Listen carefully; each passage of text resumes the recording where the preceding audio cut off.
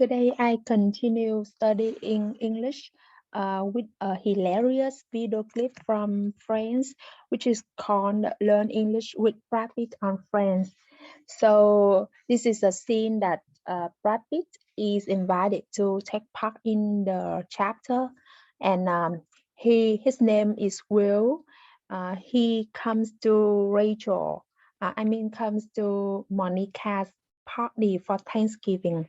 She brings some treats, and he brings some treats, and he emphasized that no fat, no sugar, no dairy, no good. Throw it out. And Monica wants to introduce him to Chandler. The thing is that Chandler is refused to shake his hands because he's into the game, and he say that it's better for his ego if they didn't stand next to each other. It is kind of signal that Will Brad Pitt, which is Will, who is Will in the movie, is so handsome and is very handsome and stunning. Um, when Monica tried to introduce uh, Will with Phoebe, and Phoebe say, "Wow," that means she is really impressed by Will's appearance. They both Will and Monica were used to be very fat when they were in high school. So now when Monica is skinnier, Will can get over it. When they keep complimenting each other, Chandler said that I'm watching the game, but I'm not deaf. And next, Monica said Rachel is also coming over, and Will shows that his hatred because he hate Rachel a lot.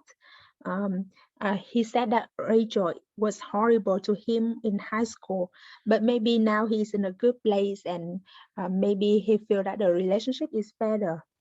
The funny thing in the movie is about Will when he tries to stop himself from eating unhealthy food, but he keeps looking for any cookie or something which is sweet.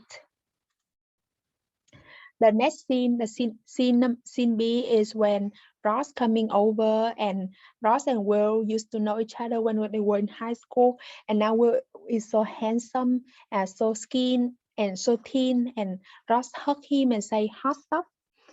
When they talk about their career, Will is now a commodities broker, which means he try to sell house, capital, buildings, do the trading of those stuff.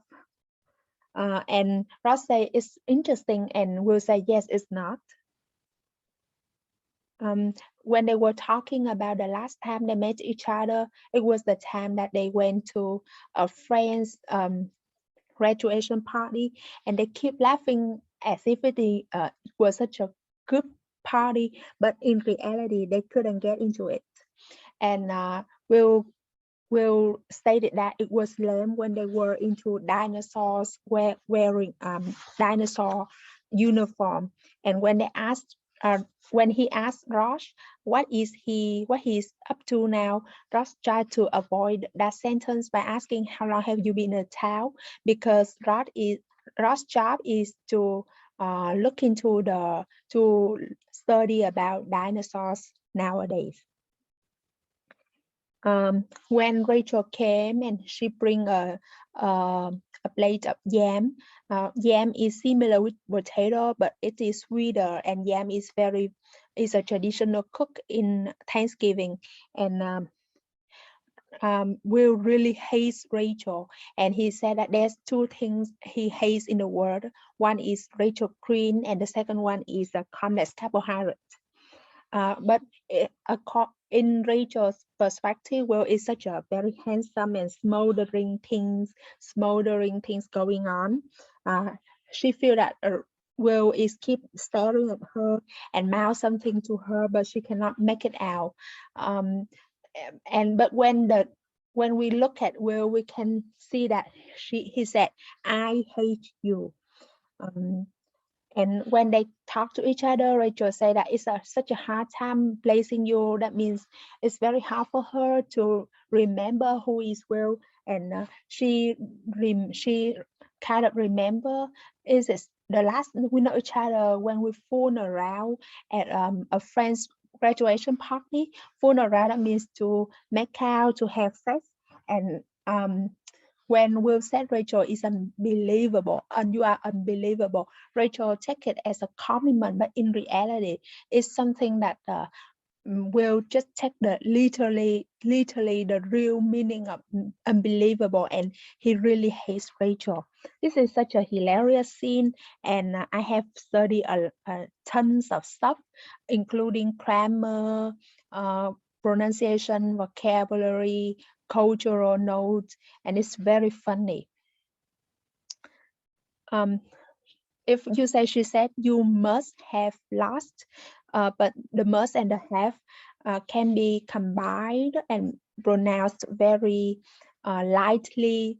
We can say you must have, like this. The tricky connected speech aspect of this utterance is the reduction of have. It's not must have, but must have, or musta, or musta.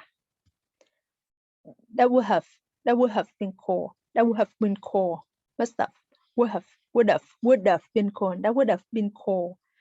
I should have seen it. I should have seen it. So when Ross say when Will brings some treat for Thanksgiving party, he said no sugar, no fat, no dairy, and it's no good. And Chandler tried to avoid Will because Will is so handsome. So he say, I shake your hand, but I'm really into the game. I shake your hand, but I'm really into the game.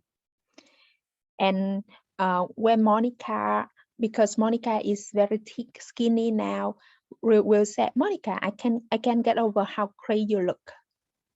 Saying I can't get over something is another way of saying I'm just so amazed.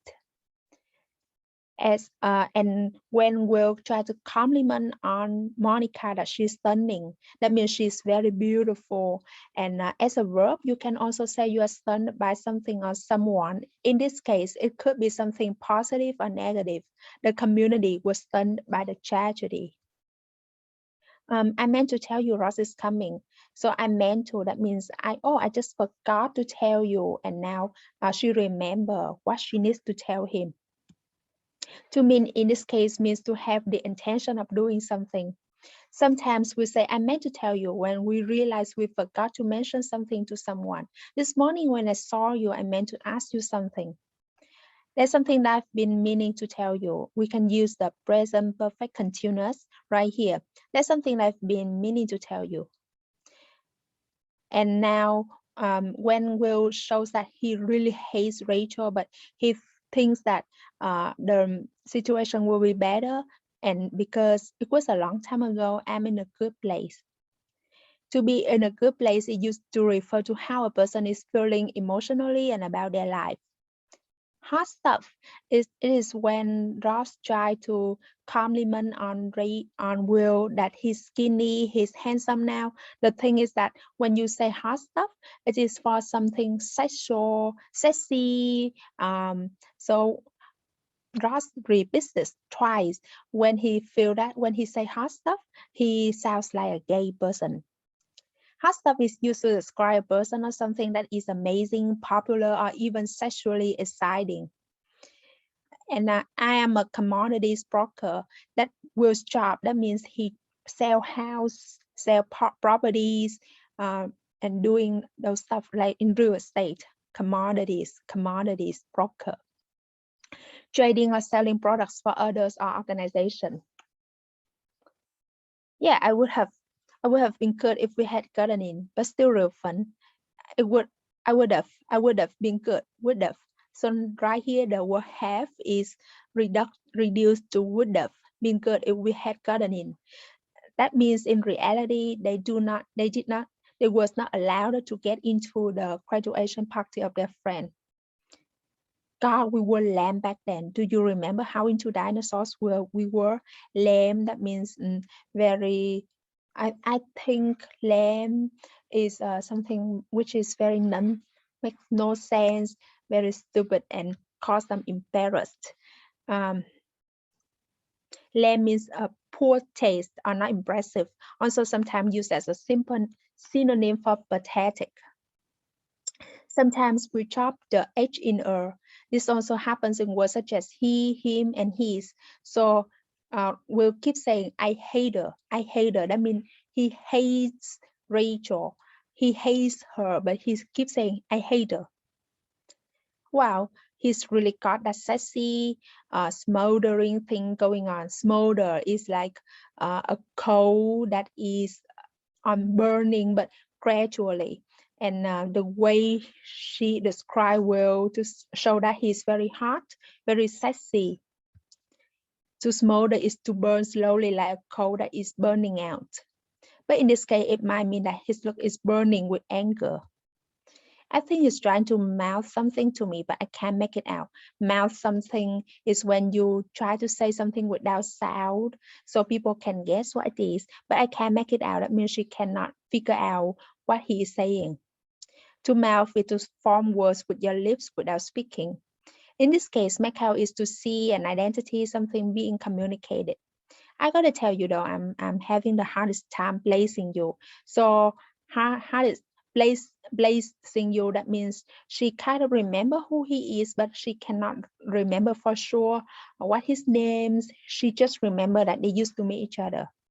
Then if you can place someone, you may recognize them, but you can't remember exactly who that person is or where you have met them before. Did we phone around Len Davis graduation party? Phone around, that means you just sit there and very without focus, very relaxing like this. Literally, phone around means to playfully spend time in an unfocused or unproductive manner. Okay, that's it for today.